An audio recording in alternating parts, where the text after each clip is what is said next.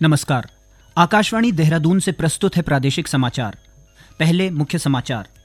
प्रधानमंत्री नरेंद्र मोदी ने विशेष अभियान के चौथे संस्करण की सराहना की।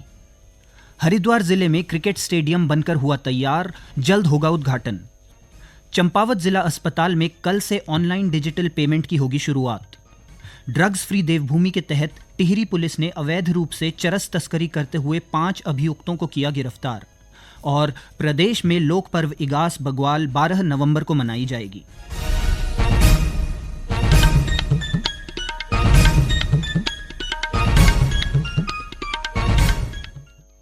समाचारों के साथ मैं अखिलेश चंद्र गैरोला और अब समाचार विस्तार से। प्रधानमंत्री नरेंद्र मोदी ने आज विशेष अभियान के चौथे संस्करण की सराहना की। विशेष अभियान के फलस्वरूप सरकारी खजाने को वर्ष 2021 के बाद से कचरा बेचने से 2,364 करोड़ रुपए के राजस्व समेत महत्वपूर्ण उपलब्धियां प्राप्त हुई हैं। श्री मोदी ने एक पोस्ट में कहा कि अभियान की सफलता दर्शाती है कि सामूहिक प्रयासों से ठोस परिणाम हासिल किए जा सकते हैं और स्वच्छता तथा आर्थिक लाभ को प्रोत्साहन दिया जा सकता है। उन्होंने कहा कि कुशल प्रबंधन और सक्रिय प्रयासों के अच्छे परिणाम प्राप्त हुए हैं। हरिद्वार जिले में अंतर्राष्ट्रीय स्तर का क्रिकेट स्टेडियम बनकर लगभग तैयार हो गया है। स्टेडियम के बनने से हरिद्वार और आसपास के जिलों में रहने वाले खिलाड़ियों को फायदा मिलेगा। हरिद्वार रुड़की विकास प्राधिकरण के उपाध्यक्ष अंशुल कुमार सिंह ने बताया कि इस स्टेडियम में राष्ट्रीय स्तर की क्रिकेट प्रतियोगिताएं आयोजित की जा सकेंगी। साथ ही डे और नाइट क्रिकेट मैच की सुविधा भी उपलब्ध है, जिसके लिए अंतर्राष्ट्रीय क्रिकेट स्टेडियम के मानकों के अनुसार फ्लड लाइट्स लगाई गई हैं। उन्होंने बताया कि अब हरिद्वार के प्रतिभावान क्रिकेट खिलाड़ियों को कोचिंग के लिए बाहर नहीं जाना पड़ेगा।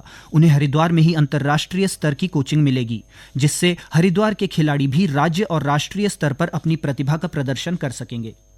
मेन एम स्टेडियम का बनाना ये था कि हरिद्वार के बच्चे यही खेल के हमारे स्टेट और नेशनल को रिप्रेजेंट करें। मेन एम ये है, देहरादून के पास है जगह, तो सेलेक्टर्स के लिए भी दूर नहीं पड़ता। मेन एम ये है कि यहाँ से हम लोग यहाँ से एथलीट्स निकालें, चाहे वो बैडमिंटन हो, चाहे वो स्क्वॉश हो, चाहे वो लॉन टेनिस हो, चाहे वो क्रिकेट हो, चाहे वो रोशनाबाद में स्पोर्ट्स डिपार्टमेंट जो फुटबॉल बना रहा है वो। मेन एम ये है।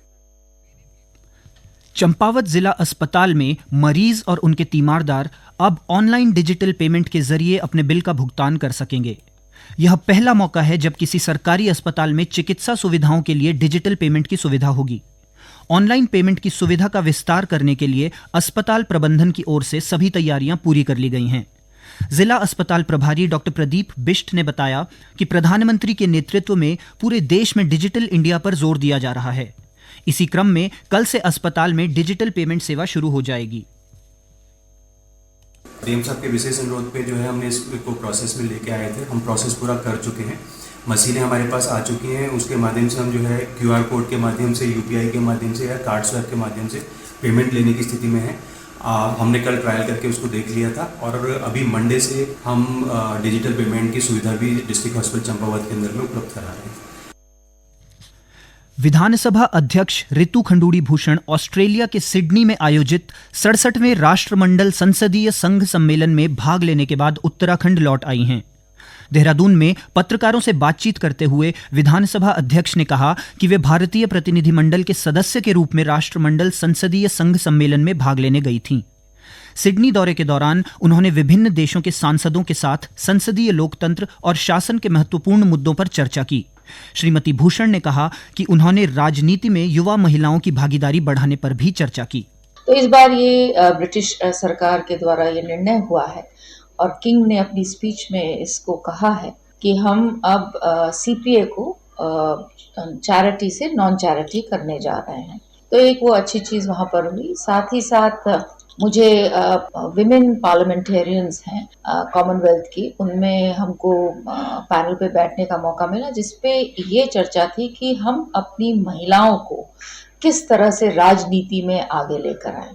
ये समाचार आकाशवाणी के देहरादून केंद्र से प्रसारित किए जा रहे हैं। ताज़ा समाचार के लिए आप हमारे सोशल मीडिया X व Facebook page Akashvani news Uttarakhand को फॉलो कर सकते हैं। साथ ही ये समाचार हमारे YouTube channel Akashvani news Uttarakhand पर भी उपलब्ध हैं। ड्रग्स फ्री देवभूमि के तहत प्रदेश में नशा तस्करों के खिलाफ पुलिस की कार्रवाई लगातार जारी है। टिहरी पुलिस ने अवैध रूप से भारी मात्रा में चरस तस्करी करते हुए 5 शातिर अभियुक्तों को 3 किलो 300 ग्राम चरस के साथ गिरफ्तार किया है। बरामद चरस की कीमत करीब 7 लाख रुपए बताई जा रही है। जिले के वरिष्ठ पुलिस अधीक्षक आयुष अग्रवाल ने यह जानकारी दी। उन्होंने बताया कि जिले में मादक पदार्थों और ड्रग्स पर प्रभावी अंकुश लगाने के लिए सघन चेकिंग अभियान चलाकर नशा तस्करों के खिलाफ सख्त कार्रवाई की जा रही है।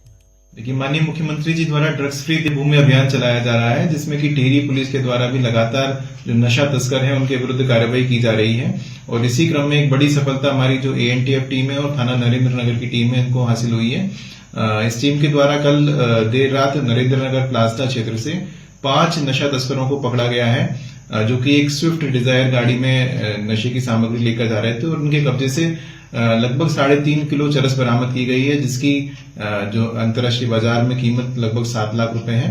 और 5 अभियुक्तों के विरुद्ध NDPS एक्ट के अंतर्गत मुकदमा दर्ज किया गया है और सभी को न्यायिक अभिरक्षा में भेज दिया गया है। और लगातार हमारी जो टिहरी पुलिस है इसमें नशे के विरुद्ध कार्रवाई कर रही है। और सभी से अपील है कि अगर आपको भी कोई सूचना प्राप्त होती है, आपको जानकारी प्राप्त होती है कि कोई नशे की तस्करी कर रहा है या व्यापार कर रहा है, तो वो गोपनीय रूप से टिहरी पुलिस को सूचना दें। आपकी पहचान गोपनीय रखी जाएगी। प्रदेश में इगास बग्वाल 12 नवंबर को मनाई जाएगी। इसको लेकर गांवों में अभी से तैयारियां शुरू हो गई हैं।